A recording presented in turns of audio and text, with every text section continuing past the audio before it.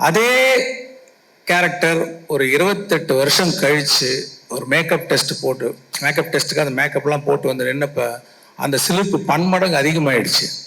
நான் பல மேடையில் சொல்லியிருக்கேன், அந்த ஷூட்டிங் ஸ்பாட்டில் வந்து அவர் உள்ள கமல் சார் இருந்தால் கூட அந்த மேக்கப்பில் வந்து இந்தியன் தாத்தா இருக்கிறார், நம்ம பக்கத்தில் இருக்கிறாருன்ற ஒரு பயம், ஒரு மரியாதை, என்ன வந்து ஒரு நம்ம ஆக்டர் கமல் சார் தான் யோசித்தாலும் அதை மீறி அந்த இந்தியன் தாத்தா தான் அந்த செட்டில் இருக்காருன்ற ஒரு உணர்வு எப்போ பார்த்தாலும் எனக்கு தோணிக்கிட்டே இருக்கும்.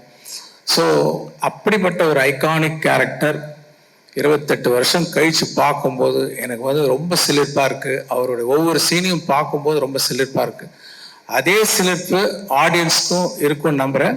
நீங்கள் கேட்ட மாதிரி ஒரு கதை, அந்த கதைக்கு என்ன மாதிரியான திரைக்கதை, என்ன மாதிரியான காட்சிகள் வந்து தெரிஞ்சோ தெரியாமலோ எல்லாருக்கும் பிடிக்கிறமான விஷயங்கள் வந்து உள்ளே வந்துடுதுங்கிறது தான் உண்மை.